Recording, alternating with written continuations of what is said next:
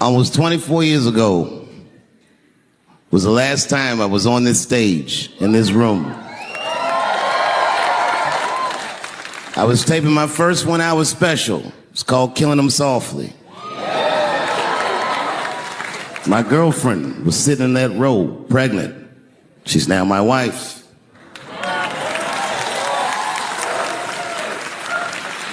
The baby that she was carrying, my first child, I smoke weed with that nigga now.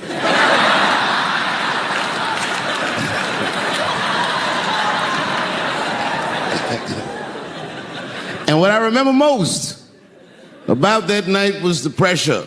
Before the show, I had to run out there on the avenue and hand out tickets to anybody who would take them because I couldn't even fill the fucking room. And boy, what a difference 24 short years makes.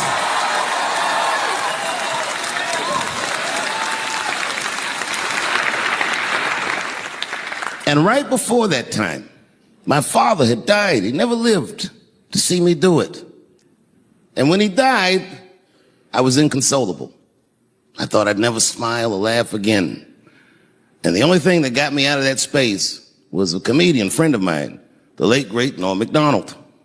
That's right. Shout out to Norm. And what Norm did, which I'll never forget, is he knew that I was the biggest Jim Carrey fan in the world. Now, I'm not going to go all into it, but Jim Carrey is talented in a way that you can't practice or rehearse. What a God-given talent. I was fascinated with him. And Norm knew that. And he called me up and he goes, Dave, he says, I'm doing a movie with Jim Carrey. Do you want to meet him? And I said, fuck, yes, I do. And it was the first time I could remember since my father died being excited. And the movie was called Man on the Moon. I didn't know any of this. And in this movie, Jim Carrey was playing another comedian I admired, the late, great Andy Kaufman.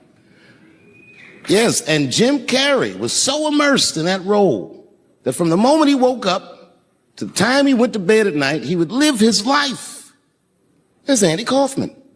I didn't know that. When they said cut, this nigga was still Andy Kaufman.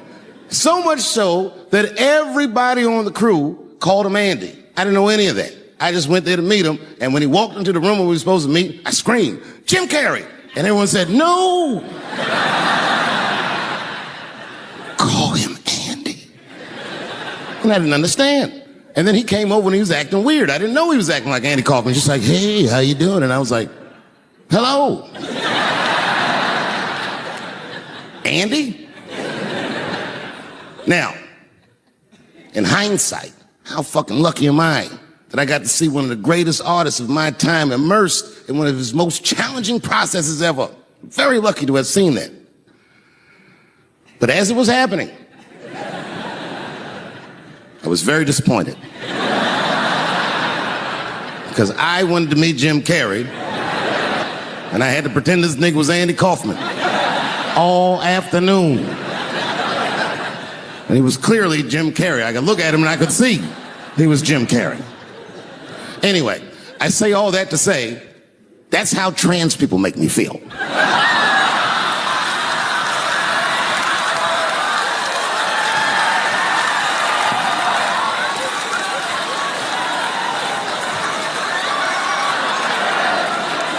Here we go.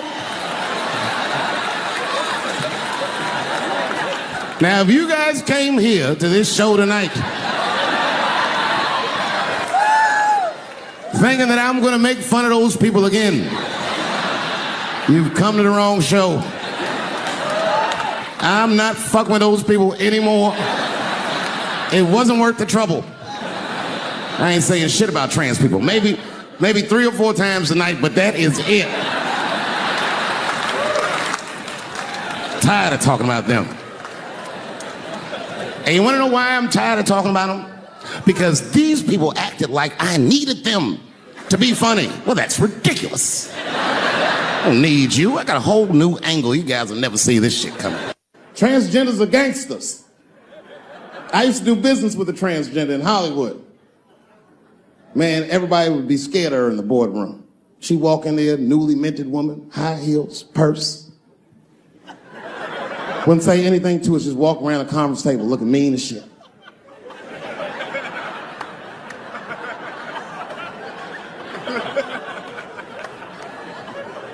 And then she walked to the head of the conference table, stare at us all, reach in her purse, pull her old dick out and throw it on the table. Let's talk business, gentlemen. And sitting next to the B's, all the way in the back seat by themselves, looking out the window, that's the T's. Everybody in the car respects the T's, but everyone also resents the T's. It's not the T's' fault, but everyone in the car just feels like the T's are making the trip take longer. Anything the T's say gets on everybody's nerves. And then the T's don't even say anything bad. They should be in the back talking to themselves. I'm hot. Shut up. Shut the fuck up, okay? Just roll the window down, you bitch. I don't know what you... What? Just said I was hot. Could you pull over at the next exit? I need to use the restroom. There is not a restroom for you for 4 states, nigga. Will you just shut the fuck up so we can get where we're going? My wife's friend, Stuart, told me that. My wife has a lot of gay friends. Stuart's their leader. She has a lot of gay friends. And I don't like them. Not because they're gay. I'm just judging them on the merits of their character. They're just not nice dudes. They're rude house guests. They're sitting on my couch, giggling with my wife, eating my mother macaroons. And I come in, they act like the party's over. Hey, Stuart, what's going on? This guy talks to me the way a cat would speak if a cat could talk. Hi, David. He always must have some kind of gay political argument. The last one was about a petition in federal court to take the words husband and wife out of the law. I said, well, why would you want those words out the law? He said, because it discriminates against same-sex couples. I was like, niggas, please save me the semantics. Just trust me. Take your chips and get the fuck out of the casino. You're about to crap out. Go outside, talk that over amongst yourselves, and whichever one of you is gayer, that's the wife. I remember I was at this bar one time. This is that kind of bar it is. I was in there one time, I was fucked up. And I turned around to everybody in the bar, I go, hey, everybody, I'm gonna buy everyone in the bar around the drinks. And all the motherfuckers like, hoorah! And the bartender knew I was drunk, so she pulled me aside. Mr. Chappelle, are you sure about that? That's going to be $16. Guess who was in the bar? I thought I was seeing things. I looked across the room, and I saw the trans bitch from the picture. I said, what is a trans person doing in a place like this? This is very dangerous behavior. And she was with 2 big, buff, gay black dudes. I didn't know these dudes, but I know they was gay. If they had a dick in their mouth, they wouldn't look any gayer than they did just sitting there. They had 1980s gay face. You know what that is? Remember in the 80s when gay people look surprised all the time?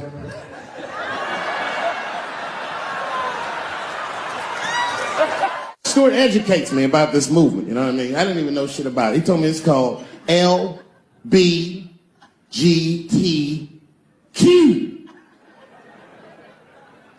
I was like, what the fuck is the Q? Does that even make sense, Q? Turns out Q is like the vowels. That shit is sometimes Y. It's for gay dudes that don't really know they're gay. You know what I mean? Like prison fags who are like, well, I'm not gay, nigga. I'm just sucking these dicks to pass the time. I'm not G, I'm Q. Ugh. And now we get to the core of the crisis. What is a woman? What is that in this day and time? Is there even such thing as a woman or a man or anything? Seems to be a question nowadays. Now listen, women get mad at me. Gay people get mad at me. Lesbians get mad at me. But I'm gonna tell you right now, and this is true. These transgenders, these niggas want me dead. I've gone too far. I've said too much. And I gotta tell you, I'm very worried about it. I'm not even joking. Every time I come out on stage, I be scared. I be looking around the crowd, searching for knuckles and Adam's apples to see where the threats might be coming from. A nigga came up to me on the street the other day. He said, careful, Dave, they after you. I said, what? One they or many theys? And if I were to be brutally honest, the only reason I ever been mad at the transgender community is because I was at a club in LA and danced with one of these niggas for 6 songs straight. And idea. And then the lights came up and I saw them knuckles. I said, oh no! And everybody was laughing at me. Hi, world star. I said, why didn't you say anything? Then I heard that sultry voice. I didn't say anything, Dave Chappelle, because I was having a wonderful time, and I wasn't sure how you'd feel about it. I said, you knew how I'd feel. And she said, I'm going home. I don't want any trouble from you. I said, home? It's only 2 songs left. I mean, we might as well finish the night. And we ended up having breakfast together. Everybody's mad about something. Recently, I got attacked online by some gay bloggers, and it hurt my feelings. I have no problem with gay people, but I fucking hate bloggers. I'm not saying it because this person was gay. They was just acting like a bitch online. They was like mischaracterizing my jokes, trying to make a point off of me, when it was really, it's like, yo, I'm your ally, motherfucker. I'm not trying to stop gay people. I got better shit to do. This motherfucker was saying things to try to get gay people to beat me up. Seriously, he was like, Dave Chappelle's jokes. I don't know how he actually talks when he's making his voice up. Dave Chappelle's jokes were an affront to the manhood of all gay men. What the fuck does that mean? I didn't say anything that would allude to gay men not being men. I know you men. In fact, what could be manlier than fucking another guy in the ass? It's the most gangster shit I've ever heard of in my life. I told you I'm not cut out for that. I'm a pussy. I said, I have a superhero idea. Because really? I go, yeah, he's a gay superhero. He was like, really? What's it called? Huh? Oh, it's called Same Hero, New Boots. It's about a gay sous chef in San Francisco. He gets bit by a radioactive rat on his shift when he's taking out the trash and is blessed with powers beyond his wildest dreams. Supersonic, gay kind of powers. And he starts saving everybody in San Francisco. But at first, he only saves gay people. Later, he saves everybody, and the whole city just falls in love with him. The only problem is, no one remembers him when he saves them. Well, I don't understand. Why wouldn't they remember him? I said, because, dummy, he's gay. He keeps changing his outfit. People come up, thanks for saving, mister. What's your name anyway? And he's like, same hero, new boots and emotions. You think I hate gay people, and what you're really seeing is that I am jealous of gay people. Oh, I'm jealous. I'm not the only black person that feels this way. We blacks, we look at the gay community and we go, God damn it, look how well that movement is going. Look how well you are doing. And we've been trapped in this predicament for hundreds of years. How the fuck are you making that kind of progress? I can't help but feel like if slaves had baby oil and booty shorts, we might have been free 100 years sooner, you know what I mean? If Martin Luther King was like, I want everybody to get up on them floats, get your bodies good and shiny. The only reason I ever been mad at the transgender community is because I was at a club in LA and danced with one of these niggas for 6 songs straight. I had no idea. And then the lights came up and I saw them knuckles. I said, oh no! And everybody was laughing at me. Hi, world star. I said, why didn't you say anything? Then I heard that sultry voice. I didn't say anything, Dave Chappelle, because I was having a wonderful time, and I wasn't sure how you'd feel about it. I said, you knew how I'd feel. And she said, I'm going home. I don't want any trouble from you. I said, home? It's only 2 songs left. I mean, we might as well finish the night. And we ended up having breakfast together. I'll grow up. That doesn't make me gay. I just titty fucked her. His titties are as real as any titties in L.A. It's 2 o'clock in the morning. I was just borrowing a little friction from a stranger. Whoops. And they've canceled people that are more powerful than me. They canceled J.K. Rowling. My God, J.K. Rowling wrote all the Harry Potter books by herself. She sold so many books, the Bible worries about her.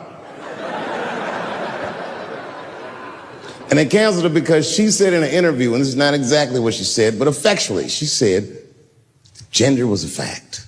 And then the trans community got mad as shit. They started calling her a TERF. I didn't even know what the fuck that was. But I know that trans people make up words to win arguments. So I looked it up. TERF is an acronym. Stands for Trans Exclusionary Radical Feminists. This is a real thing. This is a group of women that hate transgender. They don't hate transgender women, but they look at trans women the way we blacks might look at blackface. It offends them. Like, ooh, this bitch is doing an impression of me. I came in the club minding my own business, and a woman came up to me. She goes, oh my God, Dave Chappelle. And I was just being reciprocally nice. Hey, miss, how are you? Blah, blah, blah. Benign talk. Nothing to it. And all of a sudden, this lesbian fellow stepped between us. Hey, nigga, that's my girl. I said, yo, my man, back up like that. She said, I ain't backing up off shit, nigga. That's my girl. I said, bro, you're gonna have to give me 3 feet like this. She said, stop calling me a man, motherfucker. I'm a woman. I said, what? And then I looked deep in this nigga's cheekbones. I said, oh my God, you are a woman. It was just too much for me to even wrap my mind around. But I tell you what, I unballed my fist immediately, and I softened my posture so that she would know she's in no danger. I even changed the tone of my voice. I said softly, sweetly, like a pimp might say, bitch, I'm about to slap the shit out of you. You know who I feel real bad for is Indians. Everybody feels bad for Indians. They get dogged openly because everybody thinks they're dead. These motherfuckers are not all dead, all right? With my own eyes, I've seen a gathering of 1,500 Native Americans. They were all gathered in one place. The place is called Walmart in New Mexico. There's Indians everywhere. I'd never seen Indians before. I wasn't even sure if they were Indians. It's fucked up, but I asked one of them. It's not nice, but I seen him in the sports section looking at bows and arrows. I had to say something. Excuse me. I don't mean to be rude. Are you an Indian? And he was cool. Yes. Yes, I'm Indian. Still didn't believe him. I had to test him to be sure. This is fucked up. But I had a gum wrapper in my pocket, so I balled that shit up and I threw it on the floor. And a single tear came out his eye. I said, oh shit. I had so many questions. So what tribe are you from? I am a Navajo. I said, word. I studied you in social studies. You're a hunter-gatherer, correct? He said, I guess so. That's what you wish to call it. I said, why? What do you call it? He said, I am an alcoholic.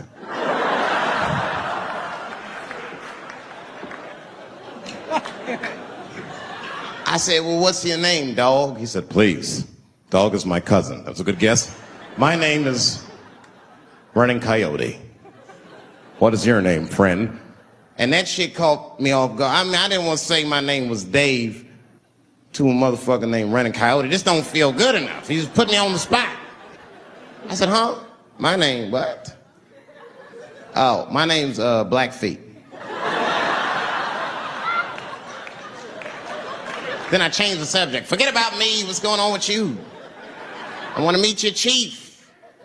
Why don't me, you, and your chief and your friends get together tonight? We could have a real live peace pipe smoking ritual. We need to celebrate, nigga. I thought you were dead. And he set it up. It was beautiful. It was just like I dreamed. We was all sitting around. Them Indians was beating the drum. Some other Indians came out the back with a long blanket that was folded in half and put it in front of us. Open that shit up, and on the blanket was a long wooden pipe with feathers. And bags of weed were all over the blanket. Chief walked over.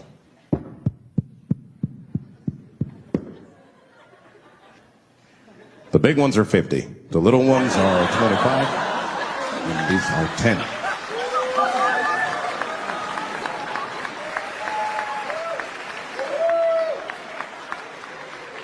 Me and those Indians got high as shit.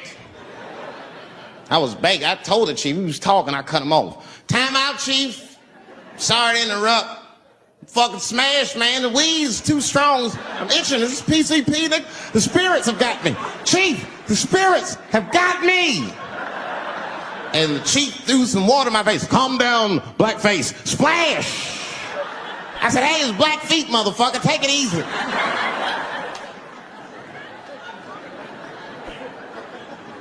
Blackfeet, you're welcome to stay amongst me and my tribe for the night until the spirits leave you. And they gave me my own teepee to sleep in, which sounds nice. I personally felt like it was a little fucked up, you know, because they all had houses, man. It's like, why can't I sleep with y'all in the house and watch TV? Like, I can't be on this grass all night.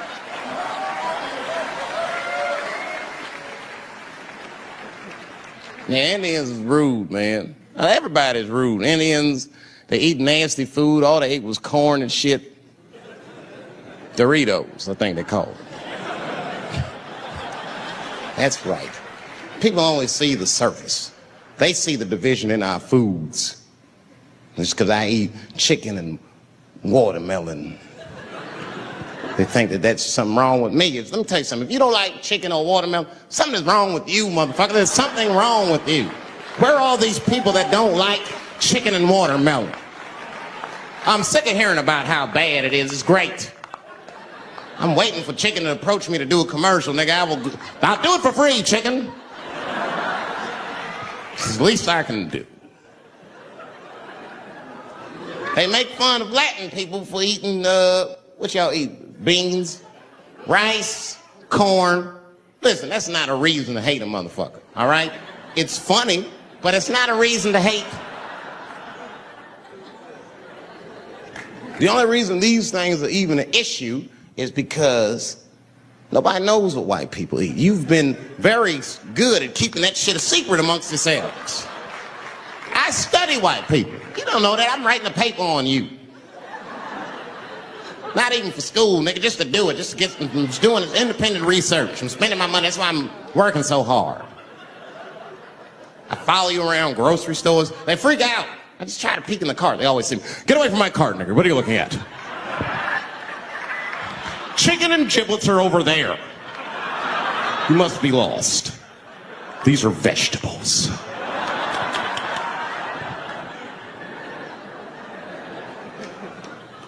I know what you drink. See how quiet I got?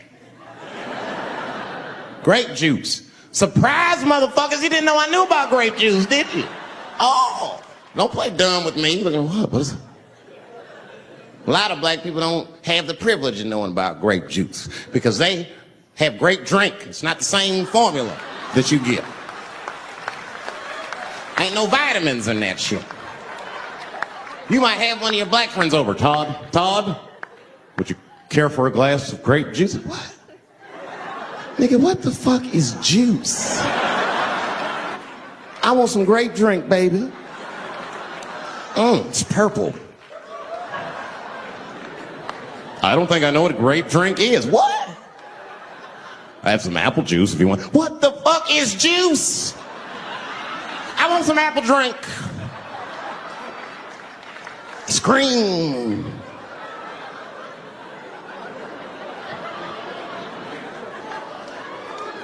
Remember that commercial for Sunny Delight when all the kids run in from outside playing? And they all run to the fridge.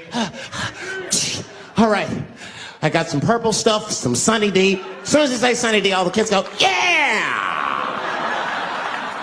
Watch the black kid in the back. If you ever see that commercial again, look at that black kid. He'd be like, I want that purple stuff. That's drink, nigga. That is drink. They want drink. I want all them vitamins, nigga. I want drink. Sugar, water, purple. That's the ingredient. Sugar, water, and of course, purple. It's too fucking much. I got a lot of things to talk about tonight. First of all, I've stopped smoking weed. With black people, you didn't let me finish, motherfuckers. God damn. I'm sorry, black people, to break the news so publicly, but I can't smoke with you anymore. Every time I smoke weed with my black friends, all you talk about is your trials and tribulations. I'm sick of that shit. I got my own problems. That's a waste of weed. I'm smoking weed to run away from my problems, not take on yours. From now on, I smoke weed exclusively with white people. Calm down, motherfuckers. You win by default. You got good weed conversation. All white people talk about when they get high is other times that they got high. I can listen to that shit all night. Dude, remember at Frank's last week? It's fucking smashed, man. And catalogs everything they drink. 2 shots of Jaeger, tequila, 4 bong hits, man, beer, cheeseburger. That shit is great. Only bad part is you cannot pass out around white people. Every time white dudes pass out around each other, they always do some borderline gay shit when the guy's asleep. Frank fell asleep, so he like stuck a carrot in his ass and put shaving cream on his balls. Like, why, motherfucker? Why would you do that to a friend of yours? He trusted you enough to sleep around you, gonna put a carrot in his ass? Is that nice? I tell you right now, if I put a carrot in a black dude's ass, a nigga will kill you when he wakes up for some shit like that. That is an automatic death sentence on the street. It's a rap for you. I'm gonna kill that motherfucker. I thought y'all was friends, baby. What happened? I fell asleep at his house, right? We was drinking, and I fell asleep at his house, and while I was sleeping, right? I'm just gonna kill that motherfucker, all right? That's all you need to know. And fuck carrots. Oh. I'm goddamn sick of it. This is the worst time ever to be a celebrity. You're gonna be finished. Everyone's doomed. Michael Jackson has been dead for 10 years, and this nigga has 2 new cases.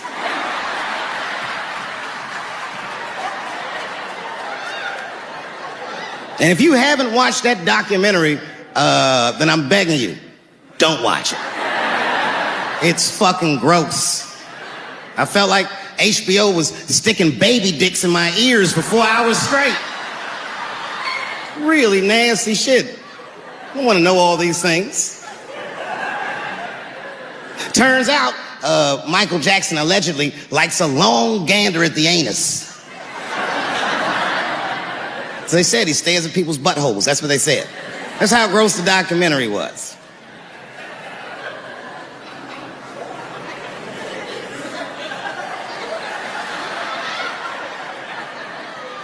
I'm gonna say something that I'm not allowed to say.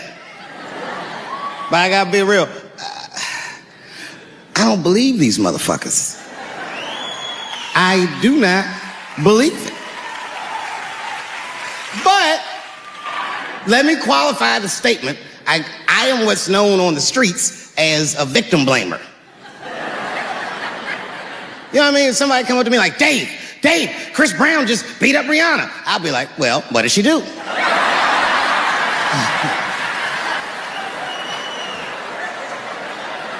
Dave, Michael Jackson was molesting children. Well, what were those kids wearing at the time?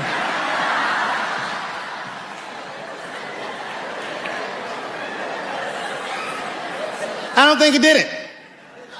But you know what? Even if he did do it, you know what I mean? You know what I mean? I mean, it's Michael Jackson. I know more than half the people in this room have been molested in their lives. But it wasn't no goddamn Michael Jackson, was it? This kid got his dick sucked by the king of pop. All we get is awkward Thanksgivings for the rest of our lives.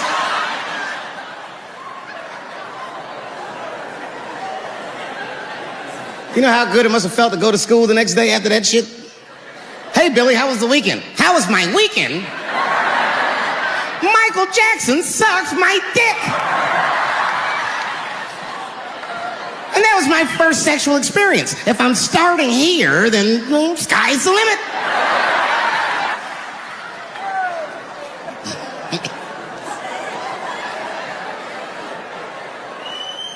I know it seems harsh, but man, somebody's got to teach these kids. There's no such thing as a free trip to Hawaii.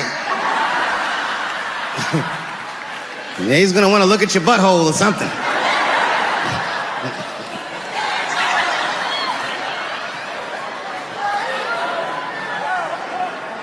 You know why I don't believe it? You know why I don't believe it? Because if Michael Jackson's out here doing all this molesting, then why not Macaulay Culkin? Macaulay Culkin said in an interview that Michael Jackson never did anything inappropriate with him or even around him. Think about that shit.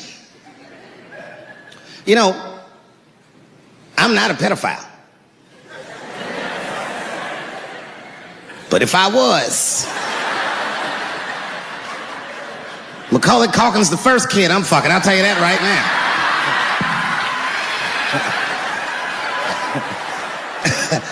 I'd be a goddamn hero. Hey, that guy over there fucked a kid from Home Alone. And you know how hard he is to catch.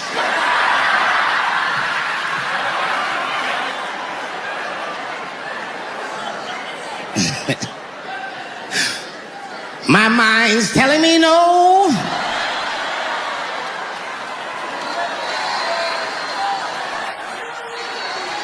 Okay, R. Kelly is different. I mean, you know, if I'm a betting man, I'm gonna put my money on he probably did that shit. I'm pretty sure he did that shit. You know, it was bad, okay, so a couple years ago, I was doing a show in Detroit, and I'm sitting backstage in my dressing room. A friend of mine comes by, this chick, Dream Hampton. Dream tells me, right before I'm going on stage, she goes, Dave, I'm working on a documentary about R. Kelly. Would you like to be in it? And I was like, nah, bitch, I'm cool.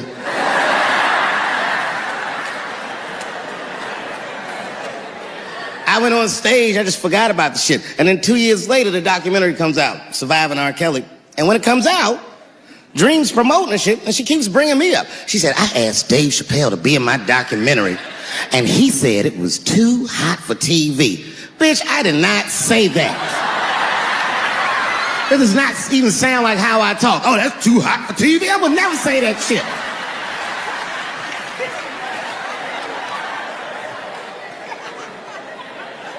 But I'm gonna tell you guys why I wasn't in the documentary. There's a very simple reason, and I cannot stress this point enough. The only reason that I didn't do it was because, and it's very important, I don't know this nigga at all. I don't know anything. I don't know anything that they don't tell me about. I don't hang out with this nigga, nothing. So what the fuck do I gotta be in the documentary for? This guy, R. Kelly, got another sex tape out now. Can you believe that shit? This guy makes more sex tapes than he does music. He's like the DJ Khaled of sex tapes. Another one. Like, damn, nigga. It's a lot of tapes. The new one's so bad that they didn't even show it. I've never seen anything like this. The prosecutor in Chicago came out in a press conference and read to the media a transcript of a sex tape. Have you ever heard of such a thing? This nigga read the sex tape. And it was so bad that R. Kelly sounded guilty in the transcripts. It's fucking amazing. 16 times the girl's age was mentioned. Isn't that crazy? This motherfucker is an idiot. He was fucking her like, yeah, this is the best 14-year-old pussy I've ever had in my life. And she was like, you like this 14-year-old pussy? He's like, oh yeah, I love this 14. I'm like, man, you need to shut the fuck up. You gotta give your lawyer something to work with. You're supposed to be on the tape like, this is the best 36-year-old pussy I've ever had in my life. And then your lawyer gonna be like, Your Honor, clearly my client thought that this woman was 36, as he mentioned some 16 times in the tape. They gonna know you lying though, you know what I mean? Everybody knows no such thing as good 36-year-old pussy.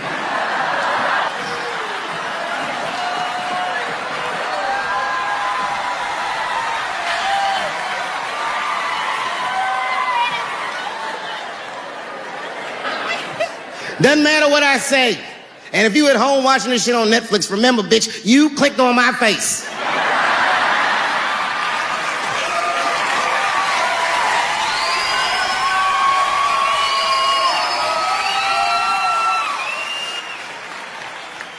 Thank you very much for being here. But before I start tonight, I just wanted to read a brief statement that I prepared.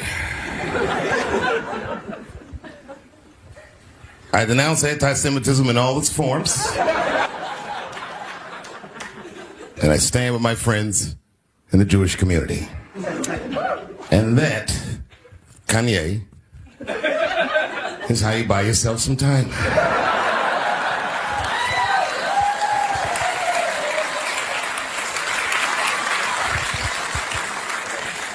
I gotta tell you guys, I've probably been doing this 35 years now. And early in my career, I learned that there are two words in the English language that you should never say together in sequence.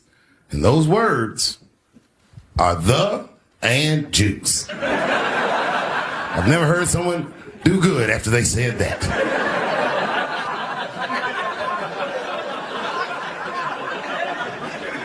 Kanye's gotten into some scrapes before. Normally when he's in trouble, I pull up immediately. But this time I was like, you know what? Let me see what's going to happen first. Just want to see where this is all going. I can't even remember how it started. Vaguely, I remember it started with a tweet, strange tweet. It was like, I'm feeling a little sleepy. I'm going to give me some rest, but when I wake up, I'm going to go DEFCON 3 on the Jews. And then he just went to bed. I was up all night worried. What is he going to do to the Jews?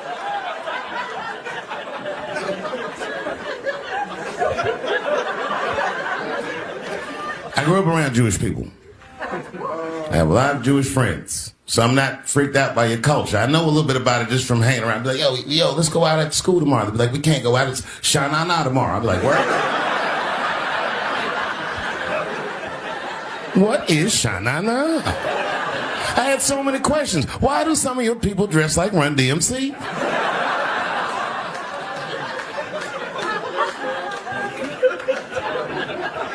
Kanye woke up from that nap. We went right to work. A year ago, I'd seen him on a podcast called Drink Champs, a great show, and it was an amazing appearance. Noriega and them were there, the rappers that I love, and they all had their gold chains and stuff on. And Kanye said, only millionaires wear chains. They said, what? He said, I'm a billionaire. Billionaires don't wear their money on their body. I tucked my chain and I said, oh, snap. That's right. It was a good appearance. It was fun and funny. But when he woke up, he went on Drink Champs again. This time, he was on one. He was mad about something. He said, I can say anti-Semitic things, and Adidas can't trap me. Now what? Adidas dropped that nigga immediately.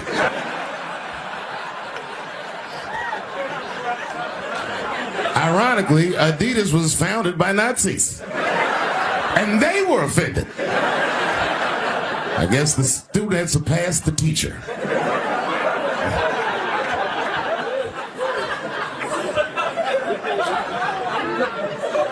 It's a big deal.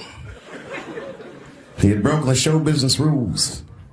There's just a rule. You know, the rules of perception. If they're black, then it's a gang. If they're Italian, it's a mob. But if they're Jewish, it's a coincidence, and you should never speak about it.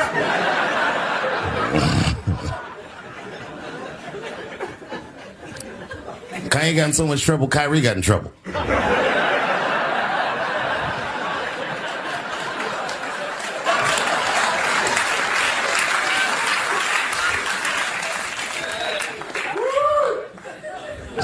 Kyrie Irving posted a link to a movie that he had seen on Amazon. No caption on the post or nothing like that.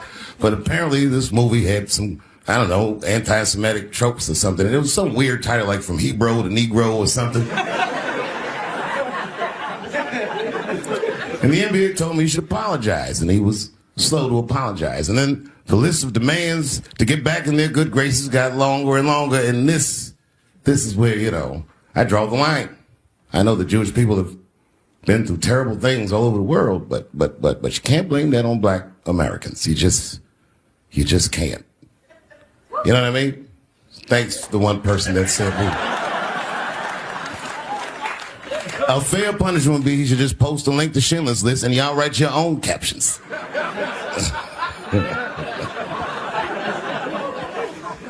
Kyrie Irving's black ass was nowhere near the Holocaust. In fact, he's not even certain it existed.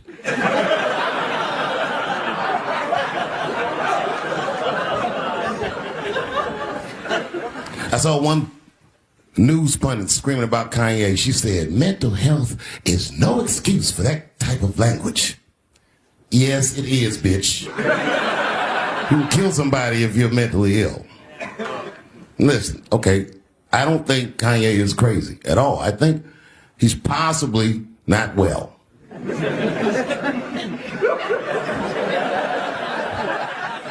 Well, I've been to Hollywood. I don't want y'all to get mad at me. I'm just telling you. I've been to Hollywood. This was just what I saw. Like a lot. But that didn't mean anything. You know what I mean? There's a lot of black people in Ferguson, Missouri. Doesn't mean we run the place.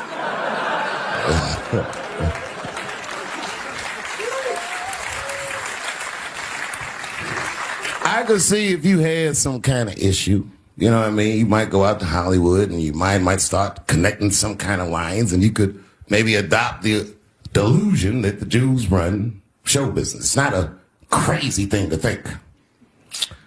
But it's a crazy thing to say out loud in a climate like this.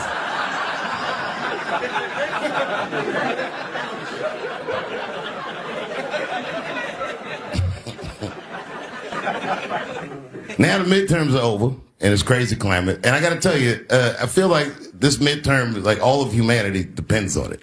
And it's an ominous sign. The most ominous sign of the midterms, I believe, would be Herschel Walker, who I don't want to speak badly of because he's black. But I have to admit, he's observably stupid.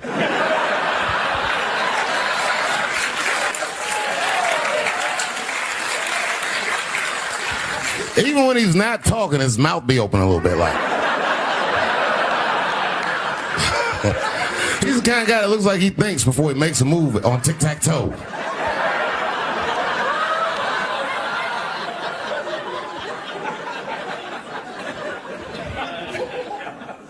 And I'm watching the news now, they're declaring the end of the Trump era. Now, okay, I can see how in New York you might believe this is the end of his era. I'm just being honest with you. I live in Ohio amongst the poor whites. A lot of you don't understand why Trump was so popular, but I get it, because I hear it every day. He's very loved. And the reason he's loved is because people in Ohio have never seen somebody like him. He's what I call an honest liar. Well, I'm not joking right now. He's an honest liar. That first debate, I'd never seen anything like it. I've never seen a white male billionaire screaming at the top of his lungs, "This whole system is rigged," he said. And across the stage was a white woman, Hillary Clinton and Barack Obama, sitting over there looking at him like, "No, it's not." I said, "Now, wait a minute, bro. It's what he said."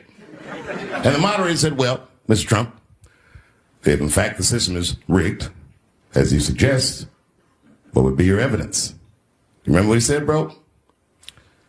He said, "I know the system is rigged because I use it." I said, "God damn." And then he pulled out an Illuminati membership card and chopped a line of cocaine up and did it right into the podium.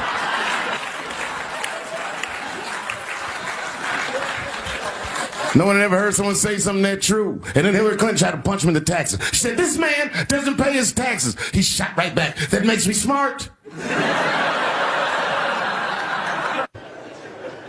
A couple years ago, I was in Ohio at a shopping mall. An old white lady, this is true, she was following me around the mall, which sounds paranoid, but I'm sure she was following me. Mean lady, too. You ever see a woman with lines on her face that just tell you, like, even if she smiled, it looked like it would hurt? The muscles in her face. I knew she was following me because she was at places that had nothing to do with her. I'd be looking around like, what is this old bitch doing in GameStop and Foot Locker and all the places I like to go? Every time I see her, she'd just be looking at me on me. And eventually I forgot about her. So then after I'm shopping, I go all the way to the back of the parking lot. I'm parked all the way in the back. And as soon as I open my car door, I hear a voice go, David Chappelle. Just like that. I didn't even have to look. I knew it was her. And I looked back, and sure enough, there she was, that face. To be honest with you, she probably wasn't even that old. She's probably around my age. But she was a white woman. This bitch looked terrible.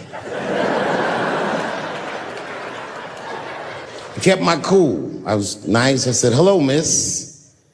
And she didn't say anything back. All she said was, I watch your comedy.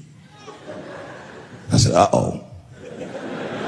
And then she says, it's true. She goes, it sounds to me like you hate women. I said, well, you know what, miss? It's art. And you're free to interpret this art however you'd like. But I can tell you, as the maker of this art, that I don't believe that I feel that way. And she said, well, I think. And I said, shut up, bitch. Shut the fuck up. Before I kill you and put you in the trunk. Ain't nobody around here.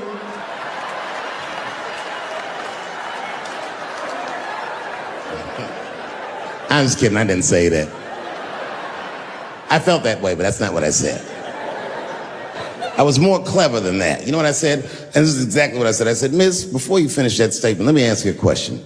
Where'd you see me? Did you buy a ticket to a concert I did? I doubt that. Or maybe you watched one of my specials on Netflix. Or did I follow you to your car and do my act? She said, what? I said, keep it in the comment section, bitch. This is real life. Ta-ta.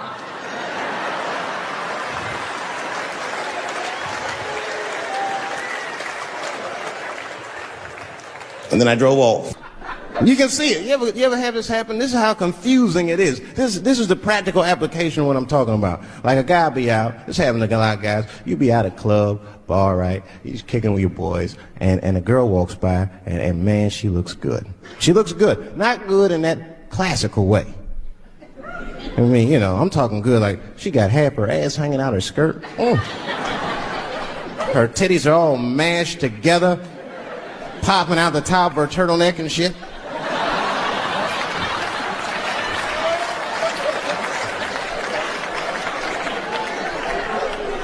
And you with your buddies, right? You with your buddies, you got a couple drinks in you, and you see a girl, you might try to talk to her. This might not come out right. I don't know what you say, but damn, look at them titties. The girl gets mad and says, wait a minute. Just because I'm dressed this way does not make me a whore. Which is true. Gentlemen, that is true. Just because they dress a certain way doesn't mean they are a certain way. Don't ever forget it. But ladies, you must understand that that is fucking confusing. Just is. Now that would be like me, Dave Chappelle the comedian, walking around the streets in a cop uniform. Somebody might run up on me. Oh, thank God. Officer, help us. Come on, they're over here. Help us. I'm like, oh, just because I'm dressed this way does not make me a police officer. You understand what I'm saying? It's like, all right, lady, fine. You are not a whore. But you are wearing a whore's uniform, I'll tell you that shit right now. Another time, about 6 years ago, there was a lesbian woman that They're trying to sell a story about me to TMZ. Thank goodness TMZ could see right through the sham of that story. This woman claimed that I beat her up in a nightclub because she was a lesbian. That is fucking crazy. Bitch, I didn't even know you was a woman.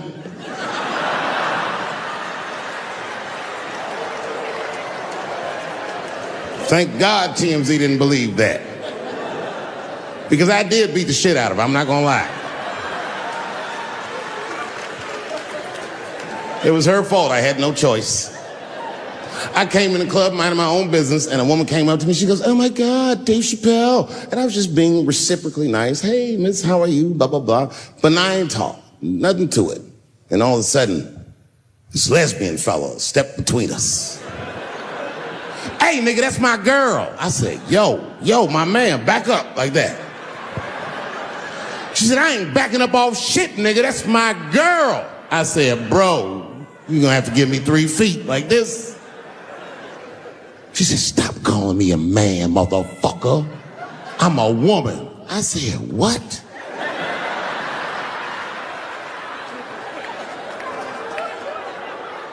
And then I looked deep in this nigga's cheekbones.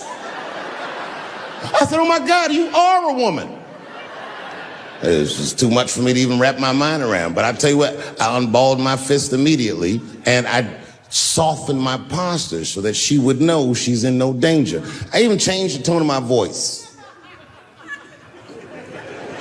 I said softly, sweetly, like a pimp might say. "Bitch, I'm about to slap the shit out of you."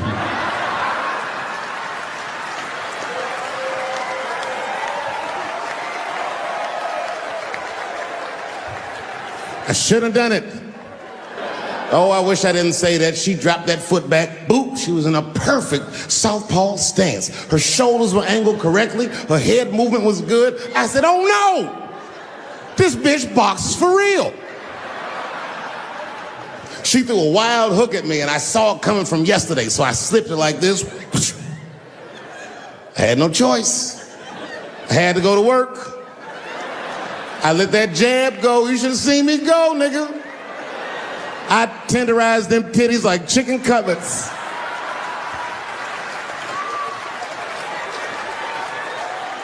I whooped the toxic masculinity out of that bitch.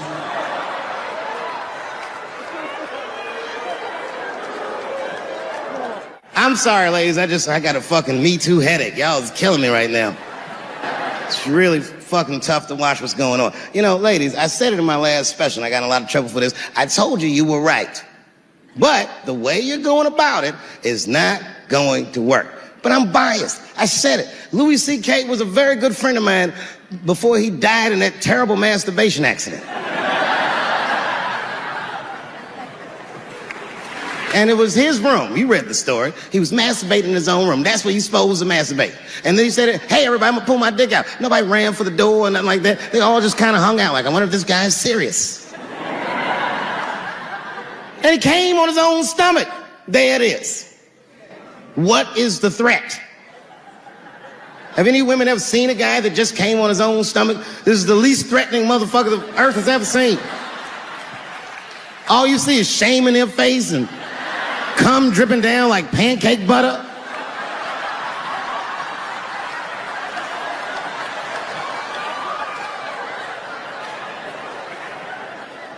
He didn't do anything that you can call the police for. I dare to try. Call the police on him. "Hello, police? Yes, I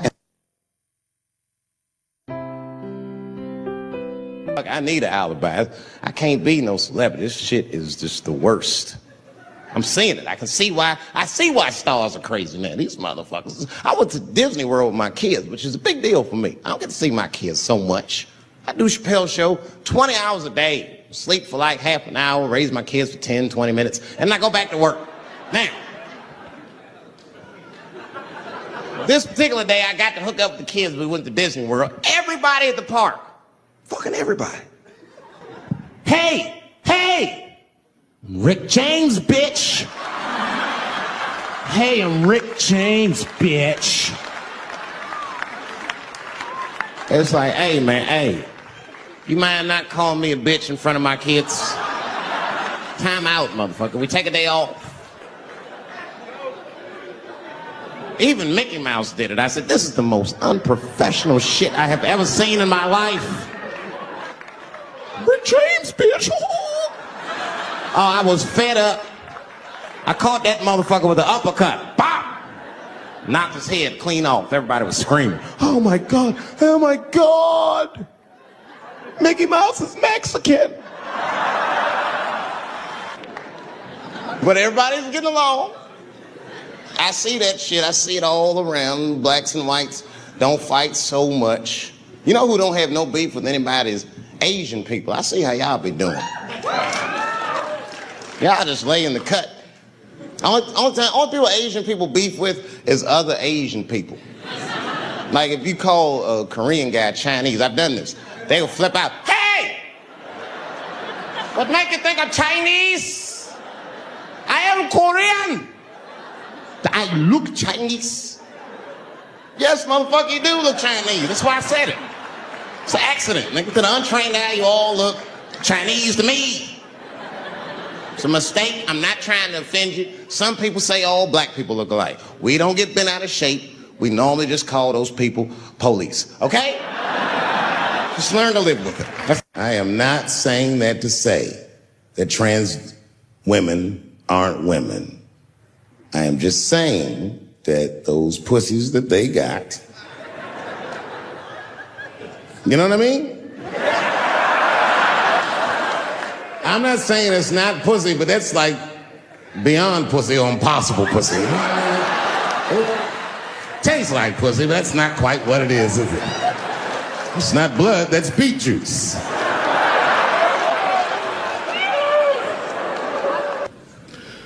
I started doing stand-up comedy when I was 14. I'll never forget the first time I was on stage. The guy that introduced me was a guy named J.T. Newton. I'm 47. I can close my eyes and remember the introduction like it was yesterday. It went like this. Ladies and gentlemen, this next young man coming to the stage is starting his comedy career tonight. Who knows? We may be witnessing the birth of a star. Please welcome Dave Chappelle.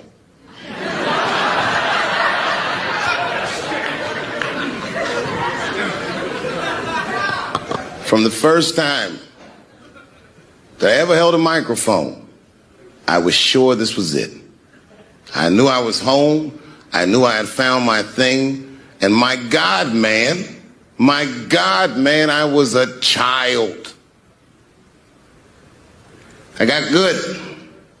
Matter of fact, I was good from the moment I started. And I'm not saying this to be a braggart. I'm telling you the truth. These old niggas was in awe of me. How is this little boy so poised? They used to say. I was. I mean, you know, I got better, but I started out good. About a year into it, when I was 15 years old, I had written a joke during the AIDS epidemic about having a Goodyear condom. Something, I don't even remember the joke. Something about an industrial strength condom by Goodyear. I just remember all the comedians really liked that joke. And there was an older comedian. And he came to me one night after the show, after he saw the joke, and he said, listen, I got an audition at another comedy club, and I was wondering, do you mind if I do that joke? I just want to borrow it. Now, I'm a kid. I don't know any better. I'm like, borrow it? Well, I guess, sure, if it'll help your career. I let him do the joke. And then weeks later, I was waiting to go on in a comedy club, and he went on before me, and he did the joke. And after the show, I pulled him aside and I said, hey, man, I don't mind you borrowing my jokes, but you got to give them back. He said, oh, I forgot to ask you. He goes, let me buy that joke from you for $50. And I said, man, I'd do it, but I'm just starting out. I need all the material I can get. The idea being that the more material I can accumulate, the faster I'll be able to make money for my work. I said, I can't do it. I want my joke back. I'll never forget this. Remember, I was a 15-year-old child. This guy was a grown-ass man. He stood up over me so I could see how big he was. And he said to me, really? I can just take it. And he did. I got scared because I was a child. But I never forgot that. I never forgot that. I was 15 years old. I'm 47 now. I think about this guy all the time. When I look at my own kids and I see how young and innocent they are, I can't believe someone did that to me. And I don't think about it every day because that was the worst thing that happened to me. I think about it every day because that was the first time that someone ever did that to me. But in my career, it has happened many, many times since, when someone would intimidate me or scare me and take something that I believe was mine. I'll tell you another story. Now I'm 18 years old. I'm living in New York City, and I just finished my first road tour, which was a very difficult tour. I'll spare you the details. Now I'm back in New York, but my rent is paid, thank God. And I have $60 to my name. And a woman that I had met in Pittsburgh, a bad Dominican bitch,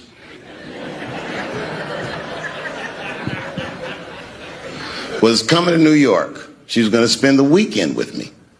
I couldn't wait for her to get there. She was coming that evening. But remember, I only had $60 for a whole weekend to entertain a bad bitch.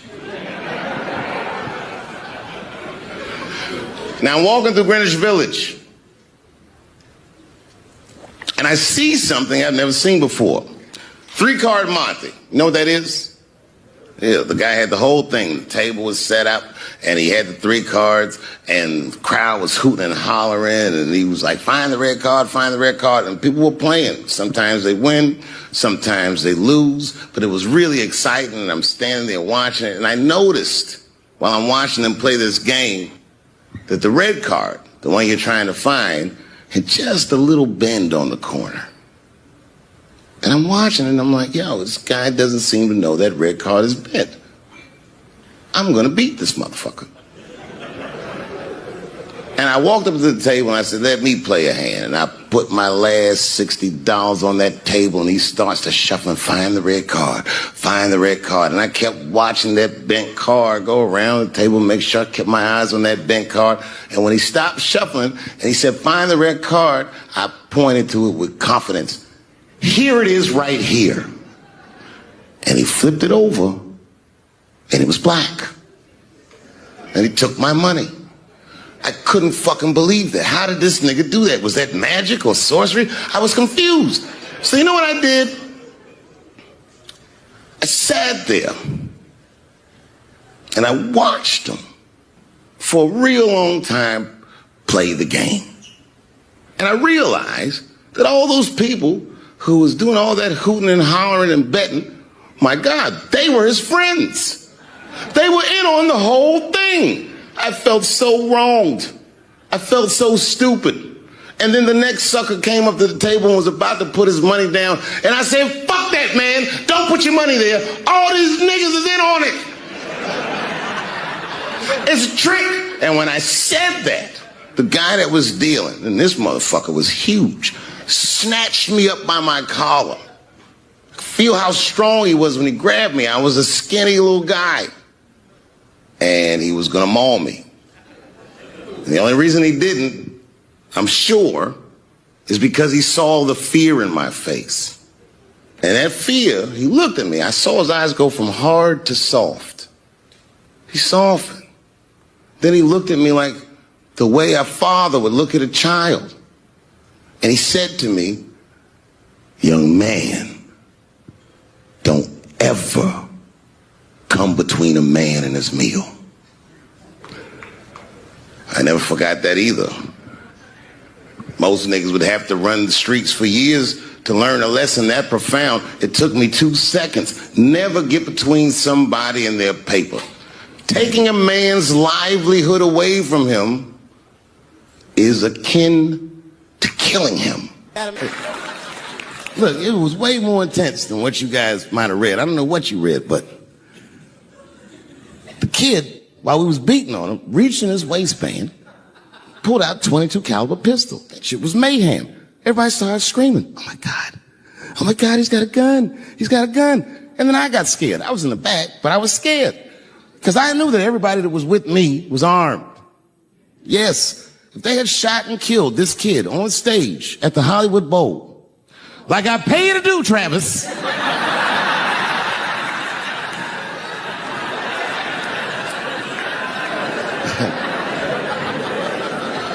But Travis G'd up. Travis wrestled the gun out of the kid's hand, and then he took it like this and tried to chamber the round, and he couldn't. So he pulled the trigger, and it wasn't a gun. A knife blade popped out of the front. I guess this kid was going to stab me. Some scary shit. So the next night, even though I didn't have a show, I said, I got to get right back on stage. And I went and did a show. And someone in the audience screamed out, Dave, what happened with the attack? And I didn't know there was journalists in the room. All I said was that this nigga had a knife that identified as a gun. I got 6 more weeks of bad press for that joke. I didn't even do nothing to this nigga. That's not right. That was not right. And then the New York Post went to the jail and interviewed my attacker like he was some kind of hero.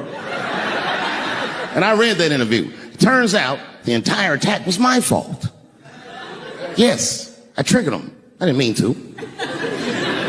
I had done jokes about the homeless. It turns out this young man was homeless. And I mean, there's no way I could have known this. But I will say, for a homeless guy, this nigga had incredible seats.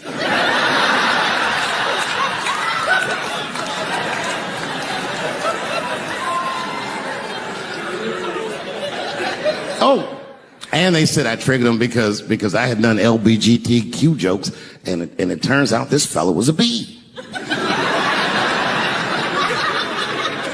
That was the headline in the article. It said, Dave Chappelle's alleged attacker is bisexual. I said, alleged attacker? This motherfucker definitely attacked me. I'll show you the tape. He's allegedly bisexual. I'm going to need to see him suck somebody's dick before I believe the rest of this article.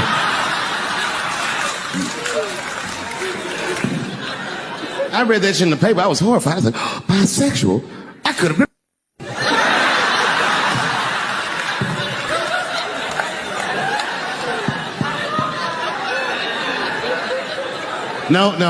No, you know what though? It's not funny because after all that madness ensued, I went to the hotel room. I was by myself and I opened the door and my wife was in there alone. She was sobbing, like sobbing. I said, oh my God, what's wrong with you, bitch? Did you get attacked too?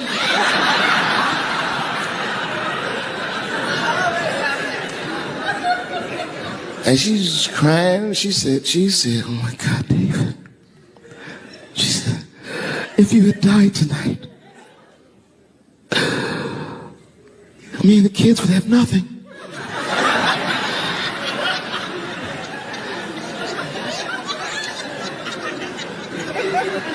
Then I knew it was serious. So I sat down on the bed next to her. And I reached in my pocket, I pulled some keys out that she'd never seen before. She said, what are those keys? And I gently placed them in her hands. I said, sweetheart, those are the keys to my safe deposit box. God forbid anything ever happen to me. But if it does, don't even worry about it. You and the kids have everything you need in that box. I've already taken care of it. And she was looking at them keys, and I could see her mind realize what we were actually talking about. And then she just started crying harder. And to be honest with you, that made me cry a little bit too. And we hugged each other real tight.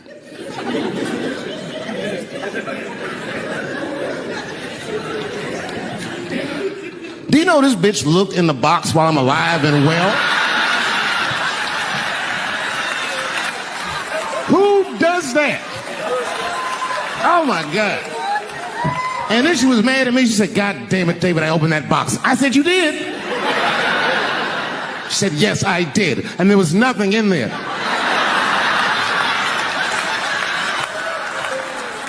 I said, nothing. Oh. She said, nothing except your stupid joke book. I said, whoosh. I said, well, sweetie, look. If you tell those jokes exactly how they're written, you and the kids should be fine. They're really good jokes.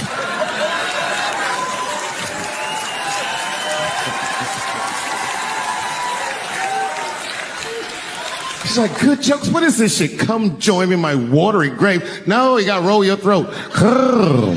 Join me in my watery grave.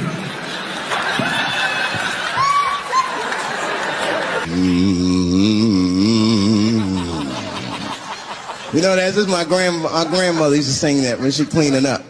That's a Negro spiritual. Black work song. Not everybody know about that. I know. See, white people, you guys might whistle when you work. You dig? But that's how you can tell what kind of work we're actually doing.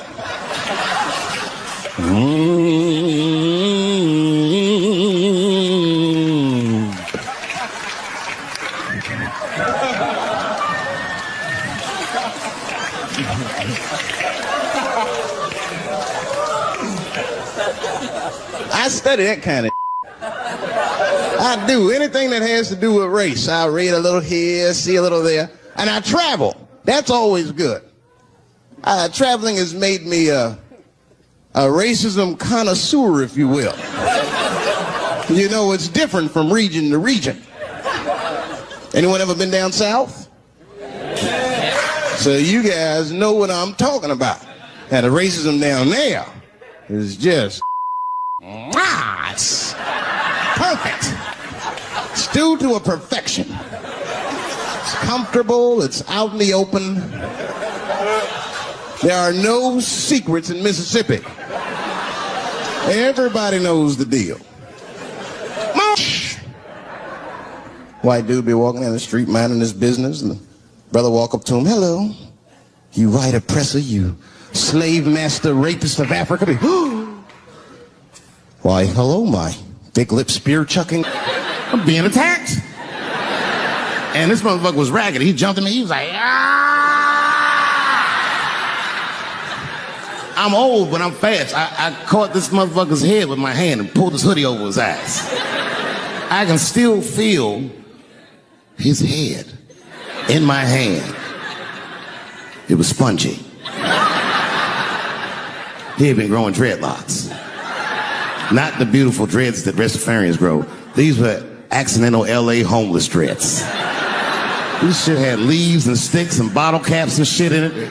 Some kind of grease. I was like, ugh, like this. And then I fell down. And he knocked me all the way on the ground.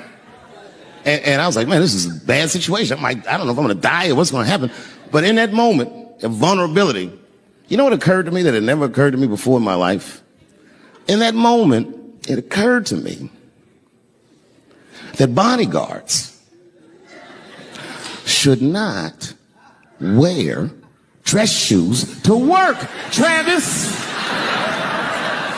This nigga Travis came out slipping and sliding on some kind of beautiful loafer and fell flat on his back. Bop. I said, oh my God. Now both of us are down. I gotta handle this shit myself. So I popped that back, boom. And then the kid that knocked me down, he popped up, boom. And we looked at each other and realized at the same time, I was bigger than him. And that motherfucker took off running. And I started to chase him and I said, fuck him. And I picked the microphone up. I said, I'm gonna finish this show now. That's right.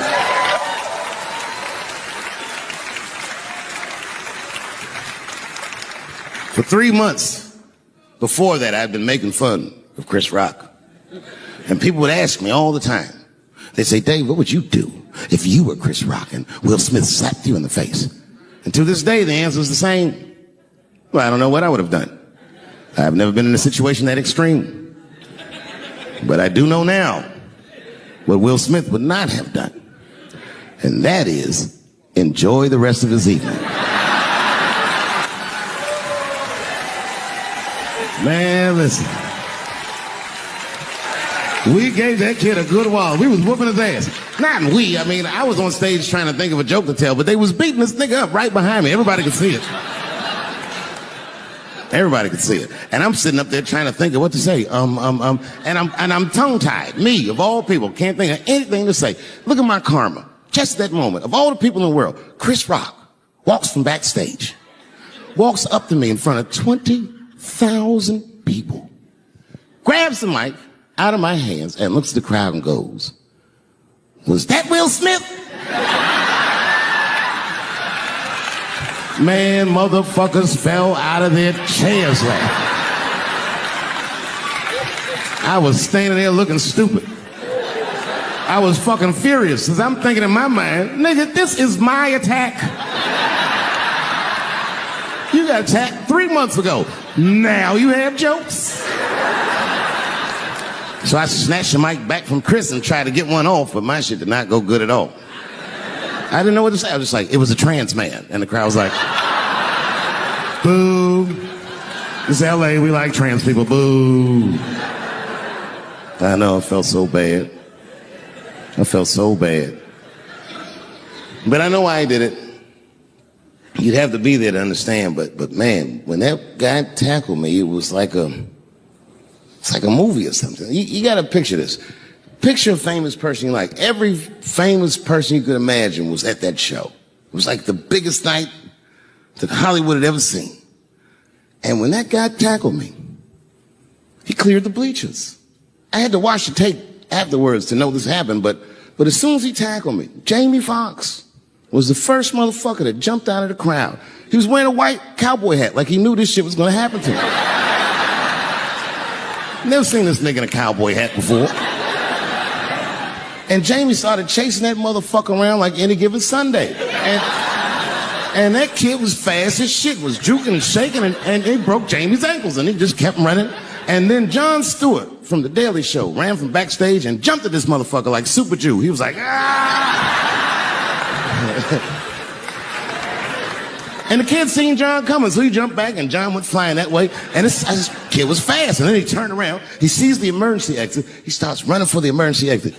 Just before he got to the door, motherfucking Puff Daddy from Bad Boy Records jumped in front of the door. That nigga was like,